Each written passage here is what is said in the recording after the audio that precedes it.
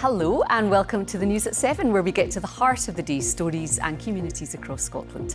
Tonight, the Chancellor sets out a series of cuts in public spending, including more reforms to universal credit.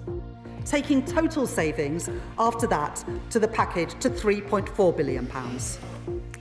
We'll have the latest on how the announcement could impact Scotland. Also tonight, Scotland prepares to launch its first ever network of walk-in mental health support hubs aimed at getting people immediate help. 16,000 adults in Scotland a year waiting up to a year, 8,500 children a year rejected from the CAM system. Come to this place, let's see what we can do together earlier and quicker. And we'll have the sport with Laura. What have you got for us tonight, Laura? We'll hear from a couple of Scottish stars who've had a brilliant start to 2025, 1500 metre runner Neil Gourley and Scotland rugby lock Gregor Brown. And we'll hear the incredible story of two childhood sweethearts who've been reunited after more than 85 years. Hi, I'm Laura McKeever. Welcome to the News at 7.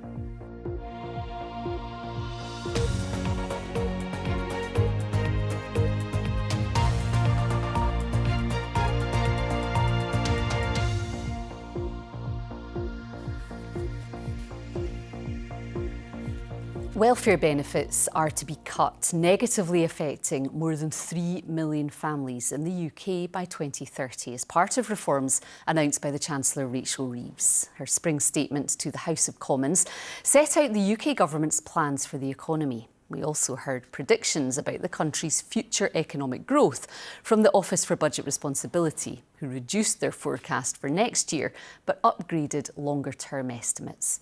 But the main headlines are around benefits. While some will be cut, other families will be better off due to the changes. The Chancellor said those who could work should work. The Universal Credit Standard Allowance will increase from £92 per week in 25-26 to £106 a week by 29-30, while the Universal Credit Health element will be cut for new claimants by around 50% and then frozen. On top of this, we are investing £1 billion to provide guaranteed, personalised employment support to help people back into work. And £400 million to support the Department for Work and Pensions and our job centres to deliver these changes effectively and fairly, taking total savings after that to the package to £3.4 billion. So how does today's announcement directly affect Scotland? Well, here's the BBC Scotland editor, James Cook, to explain. What we're seeing is more evidence of divergence between Scotland and England. Broadly speaking, the Scottish Government favours a bigger and more generous state, and that applies particularly to benefits such as benefits to those with disabilities and to children in poverty.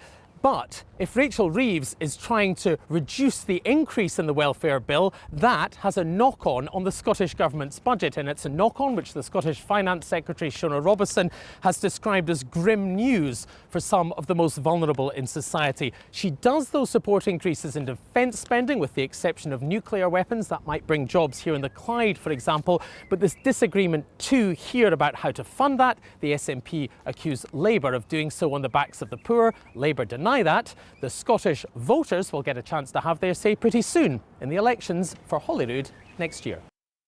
James Cook there. Right, let's discuss those changes to the welfare system and benefits now with Emma Jackson, who is the Social Justice Lead for Citizens Advice Scotland. Emma, a very good evening to you. Thank you so much for joining us. The majority of people that you support have a disability or a long-term health issue. So what would you say the main headlines, if you like, from today are for those people that you help? It's really important that we understand the context that today's announcements were made in. The cost of living crisis has gone nowhere. Our Citizens Advice Bureaus all over Scotland are seeing tens of thousands of people who are already really struggling, people who can't afford everyday essentials like food and fuel. And like you mentioned, over 2/3 of people who come to a cab have a disability or a long-term health condition. And over the last week, we've been hearing from people people who are terrified at the prospect of what this news is going to mean for them. And our advisors in CABS are bracing themselves for the impact of another wave of welfare reform. And we need to be really honest about the impact of what's been announced today. These are deep and wide cuts that are going to hit people the hardest who are already experiencing poverty, and they are only going to drive up hunger, hardship and harm. Well, help us to understand the specifics, because health-related universal credit, those changes will directly apply, won't they, to Scottish claimants. The personal independence payments, or PIP, here in Scotland, it's an adult disability payment that's coming in, but will we assume that a reduction in PIP will mean less money coming to Scotland and going to that adult disability payments? So you're absolutely right. ADP is devolved and ran by Social Security Scotland, who at the heart of all of our social security here have in mind to deliver payments with dignity, fairness and respect. And lots of good work has happened there.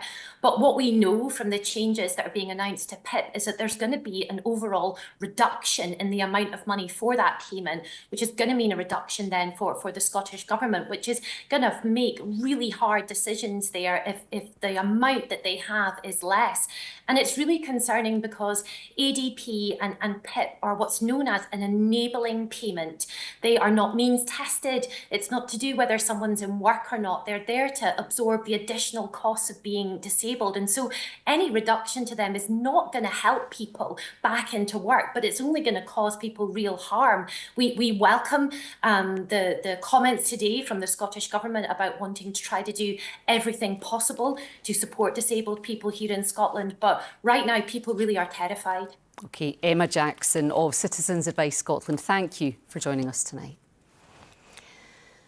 And thank you for being with us on this evening's News at 7. More to come in the programme, including we'll hear the incredible story of the childhood sweethearts who've been reunited after more than 85 years, thanks to an old school photo.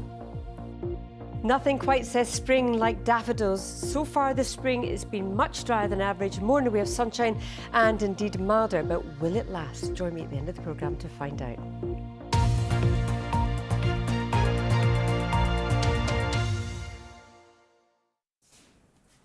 Now, people with mental health problems can sometimes find it hard to access the help that they need quickly or cheaply. But a Scottish mental health charity is hoping a network of new hubs will help address that. SAMH is opening the first ever free walk-in mental health support spaces in Glasgow, with plans to roll out services in Edinburgh, Aberdeen, Inverclyde and Lanarkshire. Martin Geisler has been speaking to the charity's chief executive, Billy Watson, and Scotland's Home of the Year judge, Anna Campbell-Jones, who designed the spaces, to find out more for BBC Scotland's podcast, Scotcast. Who's it for then? Who do you expect to walk through the door? Absolutely everyone. Spot on again. Spot on again. I think a whole series of people. We've got a particular concern for people who are languishing on waiting lists with long waiting times. For sure, we want to hear from them. We want them to come and engage and see if there's something that can be done much sooner before they get to that destination, which is the psychology system, the psychiatric system. There's much that can be done whilst people are experiencing those waits. 16,000 adults in Scotland a year waiting up to a year. 8,500 children a year rejected from the CAM system. Come to this place. Let's see what we can do together earlier and quicker. And I've got an array of supports and teams that we think it can make inroads there. So that's one audience, Martin. But the population at large who are concerned about their mental health, it could be as easy as a bit of information or a chat with someone who's just walked in those shoes before you. And that might be enough, and we'll help build some triggers and resilience in them so that when these things happen, that you have a set of skills that you can deploy the next time you feel like that. Take me through the doors of this, the first of 5, I think you said, Billy, new centres that's opening in Glasgow. What are you trying to do with this place? How's it going to look? How's it going to feel? Well, the main priority is for, as Billy said, for it to really not feel like a clinical environment, to be the sort of antithesis of what people might expect to experience when they're looking for support for their mental health. But also for it to be as frictionless as possible, that you can just wander in. And you can catch that full episode of Scotcast on BBC Sounds and iPlayer now. And if you are affected by any of the issues raised in that episode, remember help and support is available via BBC Action Line. The details are there for you on the screen now. Next tonight, the Scottish National Blood Transfusion Service is returning to Orkney to hold donation sessions for the first time in 16 years. They're urging people to come and give blood over a 3-day period starting on the 12th of May. Our reporter Oliver Coe spoke to Dr Sylvia Armstrong-Fisher to find out why they're returning to Orkney. In the post-COVID era, we have revised our collection footprint strategy and we're increasing many more local donation opportunities for rural communities. What are the difficulties in getting blood donations in rural areas? Yes, we must do it within the regulated 24-hour timeline from donation. That means that daily we will be returning the blood from Orkney via ferry to the processing centre in Edinburgh. And that must all be delivered, processed and stored within the 24-hour period. So obviously we can have delays with weather and transportation issues.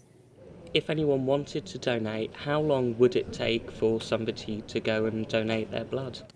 So we generally advise people it will take just 1 hour of your time from your appointment time to make your donation.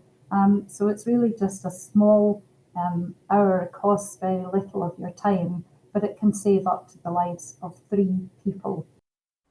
Right, let's get a roundup now of the stories making the BBC News app in Scotland. Kenny McCaskill has been announced as the new leader of the pro-independence Alba Party, narrowly defeating Ash Regan. The contest came after the death of the party's founder, Alex Salmond. Police have launched an investigation after the final resting place of Robert Burns was damaged. A glass panel on the mausoleum in the grounds of St Michael's Church in Dumfries was smashed yesterday evening. A filmmaker said he's lucky to be alive after falling off Skye's Coolin Ridge.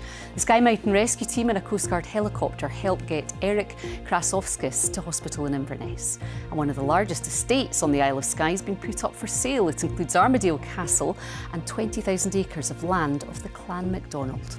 For more information on all of these stories, you can scan the QR code there in the screen for you now.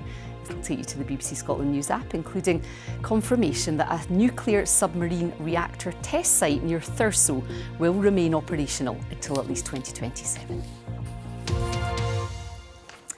Now, what is your favourite pie? Scotch maybe? Macaroni? Perhaps it is the New Year staple steak. Well, whatever your flavour, we're certainly a nation of pie lovers. And today, the brightest and best of our butchers and bakers gathered in Dunfermline for the World Championship Scotch Pie Awards. The organiser, Leslie Cameron, told me more. It was absolutely incredible. The buzz around the room. We had 539 entries from 88 companies. And I've got the stats right down to 50% were bakers, 41% were butchers, and you know the in-between part was some of the cafe bakeries and the retailers. So it was absolutely phenomenal. And not just about Scotch pies, lots more pies in the competition. Any form of pie, an apple pie, a sausage roll, a bridie, a macaroni pie, a veggie pie, a lighter option, better for you pie for those watching their weights. So yeah, we've had some great entries. And how on earth do the judges decide then, especially when there's such a range out there? We have a very rigorous scoring system that we, for obvious reasons, can't share. It is all blind judging. So none of the judges know who the entries are from. So it is very, very firm, fair and consistent, and the competition's got a lot of rigour and integrity around it. So what does it mean for a winner? What does it change for them? It means they're going to sell lots and lots of more pies. So that's why they've got to enter to get the big title award, the Scotch Pie Award at the end. Have you tried any of them today? Did you get a chance to have something to eat? I did. I like a wee Scotch pie, so I tasted a few of them, and you know the pie shell, the fillings, the flavours. Oh, it was phenomenal, brilliant. It must have smelled amazing as well. Listen, I know that you can't reveal who's won. That comes in May, doesn't it? It comes in May, and the smell around the college in Dunfermline, we had people that weren't even part of the competition trying to get in because they could smell the pies. No wonder. Lesley, I'm hungry now. Thank you so much, though, for telling us more about it. Maybe we'll talk again in May and get to taste one of the winning pies. But lovely to have you on the news at 7. Thank you. Fantastic. Thank you. I hope you've had your tea or you'll be hungry too. Right, 2 childhood sweethearts who lost touch more than 85 years ago have reconnected after a family member tracked down 31 pupils from a class photograph from 1936. Jim Dougal is 96. He and Betty Davidson, who's the same age, lived on the same street in Eyemouth in the Borders and used to walk to school together hand in hand. The pair lost touch until Jim's son Alistair found the old photo, went about tracing Betty, and the pair reunited in person recently. Here's Jim's reaction. We lived on opposite sides of the road, you see. We used to go to school together, we used to play together and everything, you know. Yeah, something amazing, really. She's the last one standing, really, and so am I. It's just incredible. She was fantastic. She's only got 6 months young, and she's still got that glint in her eye and a touch of the fair hair that I remember her by. She was, and she really was. She was terrific. It was well worth it. Well, Betty, who moved from Eyemouth to Tweedmouth in the 50s and then on to North Yorkshire, was delighted to hear from her old friend. I was quite surprised, actually. And, you know, I spoke to him a couple of times on the phone, and then he said he would like to come and see me, which they did with his son. And it was nice to get in touch after all these years. My childhood sweetheart. Well, it was Jim's son, Alistair Dougal, who helped the couple to reunite after spending 5 months trying to track down the other children from that one school photo from 1936. He traced them all over the world, although the rest had since passed away, sadly. Alistair told me more about his extraordinary efforts. He always referred to her as Betty Brasso, because that in the traditional Eyemouth way, people get allocated nicknames, and her nickname, following on from her father, was Brasso. So, and then I knew the story then about how they'd been childhood sweethearts and everything else. And of course, as I worked through it, it became increasingly likely that actually Betty was still alive, whereas sadly most people obviously weren't. So they were able to reconnect. How was that for you to be able to witness that and to do that lovely thing for your dad? Yeah, I mean, it was incredible. Obviously, we went up, we arranged to go and see her 2 weeks ago. And to be in the room with the two of them and, to see the two of them. And I guess I said to someone, what a thing it is from my point of view, when you're my age, which is 66, how many people are able to talk to someone else and to ask, what was my father like as a child? So it was just an incredible experience, incredible for him, overwhelming for him in many ways. And for me, it was just fantastic. And how does your dad reflect on seeing Betty now and in comparison to how he remembered her as children? Well, he said he could still, I think to use his words, he could still see, the little girl, if you like, when they were in the room together, he could still see she had a glint in her eye. He could still see like the blonde hair. So I think it was like literally stepping back in time by 89 years. Well, they look wonderful in the photo together. They both just look so delighted and still so vibrant as well. Will they stay in touch? Will they be able to have phone calls and maybe some other visits? Yes, they've kept in touch since. I think actually they've spoken today, as I understand it. So yes, I'm sure they will still keep in touch. Oh, Alistair Dougal there. Right, we still have the weather to come with Judith, and also an exhibition about a Glasgow suffragette. But first, let's get the sport with Laura. Good evening. Hello there. We will start with athletics this evening, and world indoor silver medalist Neil Gourley, there he is, wants to follow in the footsteps of fellow Scots Josh Kerr and Jake Whiteman by becoming world 1500-metre champion in Tokyo later this year. Gourley took his first global medal over the distance in China over the weekend, coming second to Olympic champion Norway's Jakob Ingebrigtsen. Now he's looking to go one better and top the podium in the outdoor event in September. It sounds like my turn, doesn't it? It's hard to explain, really. I mean, we've all got different training backgrounds, we've all got different setups, and we've had different routes into competing in the sport. But those two have been people that I've been lucky enough to sort of grow up with and compete against for a long time, and they're just brilliant competitors and really hard workers. And I think, and I hope, that existing just now will inspire a lot of people coming up in the younger generations, because it's not really something I had to look up to. Neil Gourley there. Now to rugby, and it's been a whirlwind few weeks for this man, Glasgow Warriors and Scotland lock Gregor Brown. Earlier this month, the 23-year-old made his first ever Six Nations start against France, and now he signed a new 2-year deal with Warriors, who are second in the United Rugby Championship. Lewis Irons went out to have a chat with Brown about his brilliant start to 2025. Yeah, it's been unbelievable, really. You know, some great experiences playing against some top teams in some amazing stadiums, and yeah, kind of testing myself against, like I said, some world-class teams and world-class players. So yeah, it was great for me, my family, and then just to kind of look to take some of those experience and push on here at Glasgow.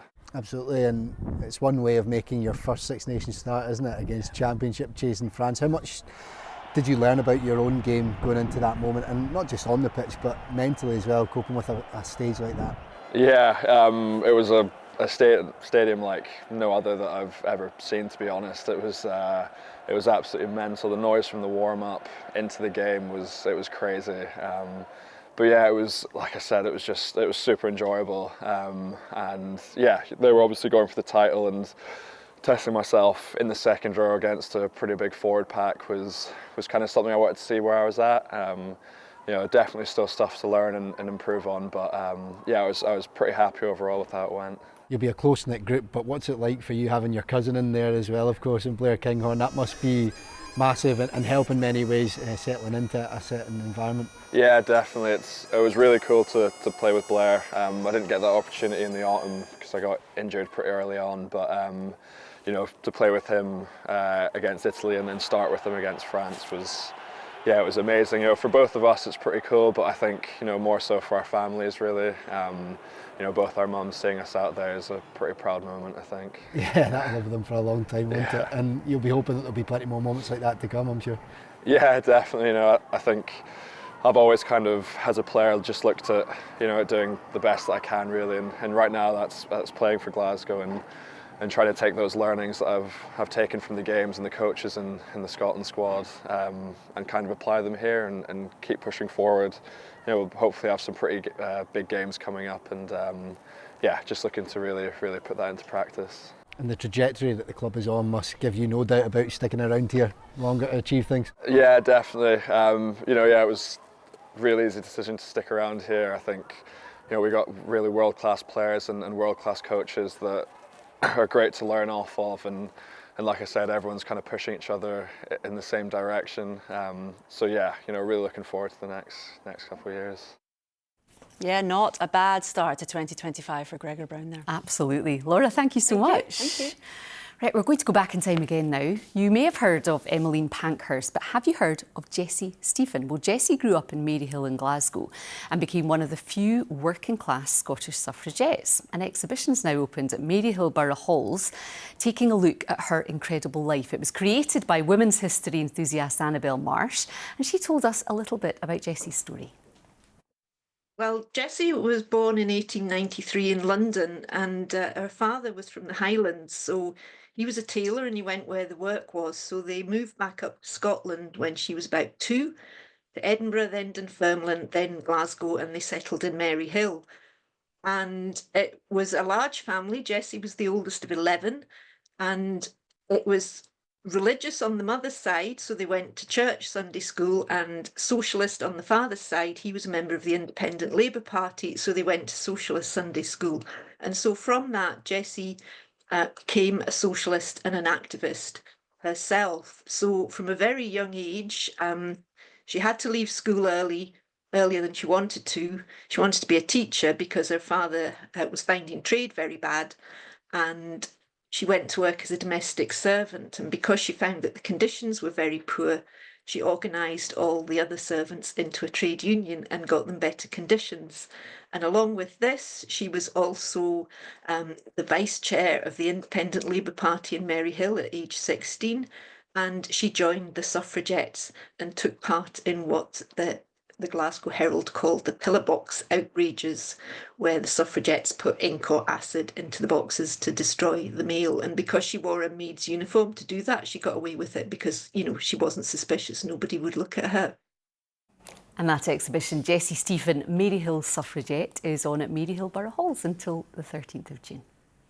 Right, weather time now. Judith is here. We've had more spring, a bit of Northern Lights behind you as well. I can't resist a picture of the Northern Lights. I just think it's so sort of special, isn't it? When you see, I've only seen them once, and you know, it moved me. So yep, Northern Lights are last night. You'll be struggling to see them tonight with a lot of cloud around. And I thought this lovely picture from the borders, the sunrise earlier on, just stunning. And there you go, Dunbar living up to its name, sunny Dunny. We're not going to see much sunshine over the next couple of days. And why is that? Let me tell you. Well, with spring, nothing says spring like those daffodils behind me. So far, it's been a drier than average spring or March and a sunnier than average March. And indeed, we saw some warmth as well. I think we hit 20 Celsius earlier in the week, but low pressure is about to take over. It battles in, bringing rain and wind over the next 24 hours, well, 36 hours really. But much needed rain, some would say. Once that clears away, the winds veer into the west, and there's a bit of northwesterly in the flow, some polar maritime air coming our way, and the word polar means it's going to get that bit colder as well. Typical spring weather, fluctuating between nice weather and some unsettled conditions. Tomorrow morning, here is one of those rain bands lying across central and southern parts. A lot of cloud, mist and murk in the mix. Blustery winds associated with that weather front as well. Always heaviest in the west towards Argyll as well. Maybe a drier interlude further north. Some hints of brightness first thing across the north, but it will be short-lived. There's still those blustery winds, and those winds touching gale force during tomorrow across the western and northern Isles. And then comes the next band of rain pushing in as we head through the course of the day into the northwest, merging with that spell of rain further south. So for most places there will be some rain tomorrow, and as the day progresses it will get heavier and heavier. And blustery too, as I mentioned, but still on the mild side. Now into tomorrow evening, that rain merges together, gathering into a heavy spell of persistent rain sinking south and eastwards. Once that all clears away, opens the floodgates to a straightforward westerly really, but a lot of cold air within that westerly, bringing in a number of showers. The main focus of the showers on Friday will be across western Scotland. There'll be some snow over the highest tops, the mountains across western Scotland as well. In the east, fewer showers, more in the way of sunshine, 9-10 Celsius, but you will notice a much colder feel. And as we head towards the weekend, more rain on the way on Saturday for a time after a dry start. Then it looks like a ridge of high pressure could rebuild in for Sunday and indeed next week, but that's one to keep an eye on the forecast for. Judith, thank you. We will do that. And that's all from us for tonight. Thank you as ever for being with us. Amy Irons will be here for you tomorrow night at 7 o'clock. But from all of us here, a very good night. Bye for now.